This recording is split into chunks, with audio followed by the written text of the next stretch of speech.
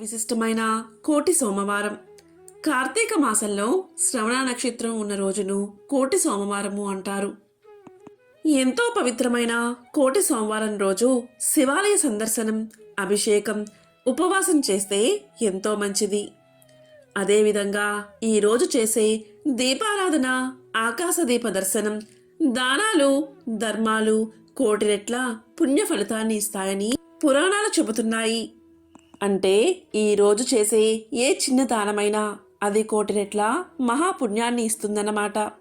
మరి ఎంతో పవిత్రమైన విశిష్టమైన ఈ కోటి సోమవారం రోజు కార్తీక పురాణంలోని కన్యాదాన ఫలితాన్ని తెలిపే ఈ కథను విన్నా, చదివినా, చెప్పినా, వినిపించినా దరిద్రం మొత్తం తొలగి కోటి రెట్ల మహాపుణ్యం కలుగుతుంది.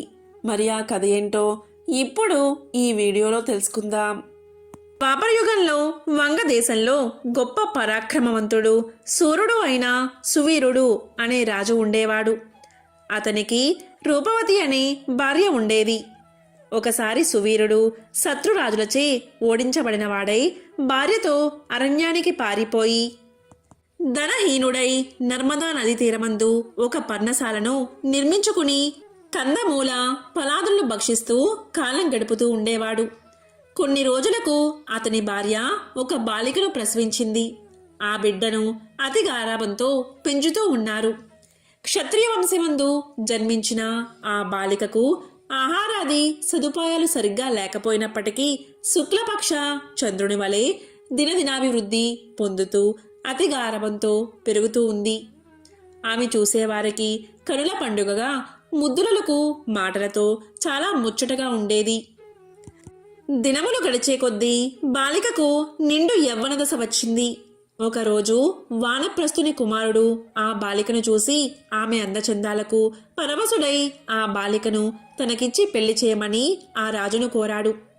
అందుకా రాజు, ఓ మునిపుత్ర, ప్రస్తుతం నేను కడు బీద స్థితిలో ఉన్నాను. అష్టదరిద్రాలు అనుభవిస్తున్నాను.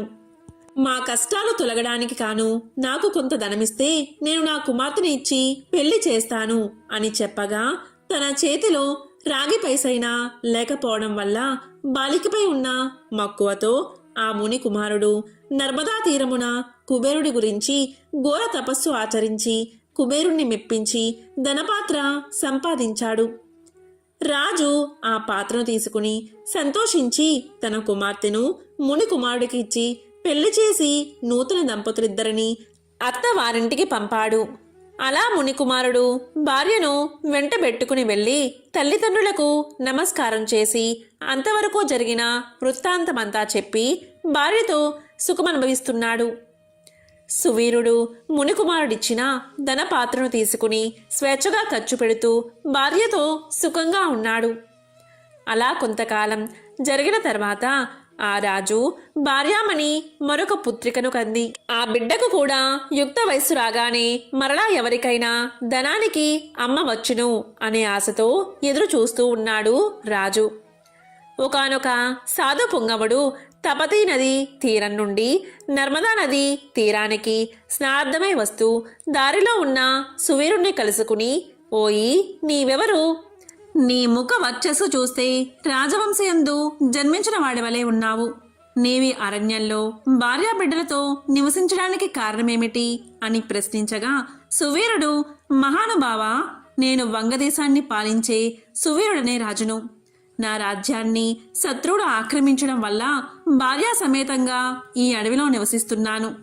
దరిద్రం కంటే కష్టమైంది ఏదీ లేదు. పుత్ర శోకం కంటే గొప్ప దుఃఖమూ లేదు. అలాగే భార్యా వియోగం కంటే గొప్ప సంతాపం మరొకటి లేదు. అందుచే రాజభ్రష్టుడైనందున ఈ కారణవిలోనే సకుటుంబంగా బతుకుతున్నాను. నాకు 2 కుమార్తెలు. అందులో మొదటి కుమార్తెను ఒక మునిపుత్రుడికిచ్చి అతని వద్ద కొంత ధనం పుచ్చుకున్నాను. దానితోనే ఇంతవరకు కాలక్షేపం చేస్తున్నాను అని చెప్పగా, ఓ రాజా, నీవు ఎంతటి దరిద్రువైనా ధర్మ సూక్ష్మాలు ఆలోచించక కన్యను అమ్ముకున్నావు. కన్యా విక్రయం మహాపాతకాల్లో ఒకటి. కన్యను విక్రయించిన వారు అసిపత్ర వనము అనే నరకాన్ని అనుభవిస్తారు. ఆ ద్రవ్యముతో దేవముని పితృదేవత ప్రీత్యర్థం ఏ వ్రతాన్ని చేసినా వారు నశిస్తారు. అదీనూ కాక కన్యా విక్రయం చేసిన వారికి పితృదేవతలు పుత్ర సంతతి కలగకుండా శపిస్తారు.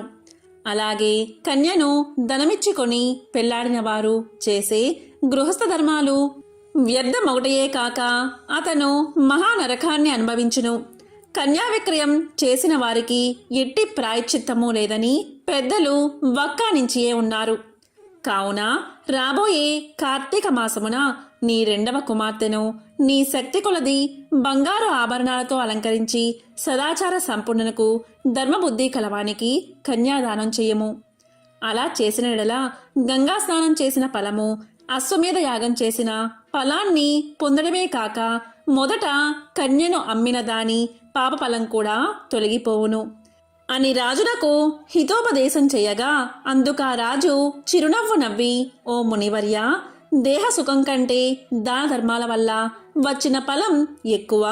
తాను బతికి ఉండగా భార్యా బిడ్డలతోనూ సిరి సంపదలతోనూ సుఖంగా ఉండక చనిపోయిన తర్వాత వచ్చే ఏదో మోక్షం కొరకు ప్రస్తుతమున్న అవకాశాన్ని చేతులారా జారవిడవమంటారా?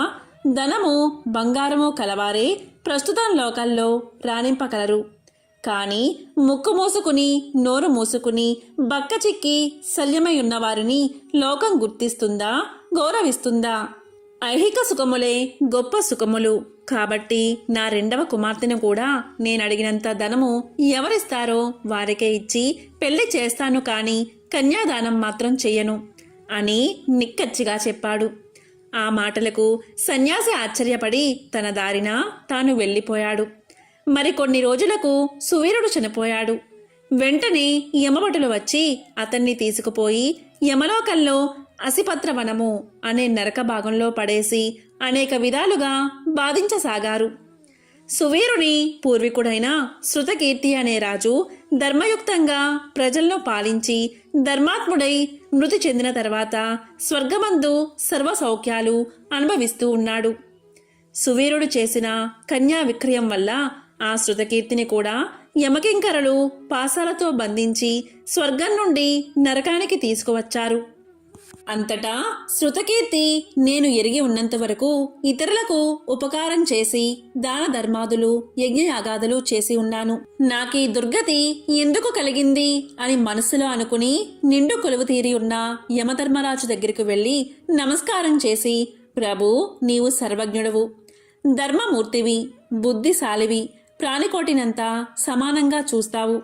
నేనెన్నడూ ఏ పాపమూ చేసి ఉండలేదు. నన్ను స్వర్గలోకం నుండి నరకలోకానికి తీసుకురావడానికి కారణమేమిటి? సెలవియ్యండి అని ప్రాధేయపడ్డాడు. దానికి యమధర్మరాజు శృతకీర్తిని చూసి, శృతకీర్తి, నీవు న్యాయమూర్తివి, ధర్మజ్ఞుడువు, నీవెటువంటి దురాచారాలు చేసి ఉండలేదు. అయినా ఏమి, నీ వంశీయుడైన సువీరుడు తన జ్యేష్ఠ పుత్రికను ధనానికి ఆశించి అమ్ముకున్నాడు. కన్యను అమ్ముకునే వారి పూర్వీకులు ఇటు 3 తరాల వారు అటు 3 తరాల వారు ఎంతటి పుణ్యపురుషులైనా నరకాన్ని అనుభవించడమే కాక నీచ జన్మలు ఎత్తవలసి వస్తుంది. నీవు పుణ్యాత్ముడివని ధర్మాత్ముడివని నాకు తెలుసు. కాబట్టి నీకు ఒక ఉపాయం చెప్తాను. నీ వంశీయుడగు సువీరునకు ఇంకొక కుమార్తె ఉంది. ఆమె నర్మదా నదీ తీరాన తన తల్లి వద్ద పెరుగుతుంది. నా ఆశీర్వాదం వల్ల నీవు మానవ శరీరం దాల్చి వేద పండితుడను శీలవంతుడు అగు ఒక విప్రునకు కార్తీక మాసమున సాలంకృతముగా కన్యాదానం చెయ్యి. అలా చేస్తే నీవు, నీ పూర్వీకులు, సువీరుడు, మీ పితృగణాలు కూడా స్వర్గలోకానికి వెళ్తారు. కార్తీక మాసంలో సాలంకృత కన్యాదానం చేసిన వాడు మహాపుణ్యాత్ముడవుతాడు. పుత్రికా సంతానం లేనివారు తమ ద్రవ్యాలతో కన్యాదానం చేసిన లేక విధి విధానంగా ఆబోతునకు వివాహం చేసిన కన్యాదాన ఫలం దక్కుతుంది. కనుక నీవు వెంటనే భూలోకానికి వెళ్ళి నేను తెలిపినట్లు చేస్తే ఆ ధర్మ కార్యం వల్ల నీ పితృగణము తరిస్తారు. పోయి రమ్ము అని పలికాడు యమధర్మరాజు. శృతకీర్తి యముడికి నమస్కారం చేసి సెలవు తీసుకుని నర్మదా తీరమున ఒక పర్ణ కుటీరంలో నివసిస్తున్న సువీరుని కుమార్తెను భార్యను చూసి ఎంతో సంతోషపడి ఆమెతో యావత్తు విషయాన్నంతా వివరించి కార్తీక మాసమున సువీరుని రెండవ కుమార్తెను సాలంకృత కన్యాదాన పూర్వకంగా చతుర్వేదాలు చదివిన ఒక బ్రాహ్మణ యువకుడికిచ్చి అతి వైభవంగా వివాహం చేశాడు. అలా కన్యాదానం చేయడం వల్ల సువీరుడు కూడా పాప విముక్తుడై స్వర్గలోకంలో ఉన్న పితృదేవతలను కలుసుకున్నాడు. కన్యాదానం వల్ల మహాపాపాలు కూడా నాశనమవుతాయి. వివాహ విషయంలో వారికి మాట సహాయం చేసిన పుణ్యం కలుగుతుంది. కార్తీక మాసమున కన్యాదానం చెయ్యాలి అని దీక్షభూని ఆచరించిన వాడు విష్ణు సాన్నిధ్యాన్ని పొందుతాడు. ఎంతో పవిత్రమైన విశిష్టమైన ఈ కథను ఈరోజు విన్నా, చదివినా, చెప్పినా, వినిపించినా సకల శుభాలు కలుగుతాయి. ఈరోజు ఏమీ చేయకపోయినా సరే ఓం నమః శివాయ, ఓం నమః శివాయ అనే పంచాక్షరి మంత్రాన్ని జపిస్తే చాలు. ఆ శివయ్య యొక్క అనుగ్రహం తప్పకుండా మీకు కలుగుతుంది. కోటి జన్మల మహాపుణ్యం కలుగుతుంది. ఓం నమః శివాయ.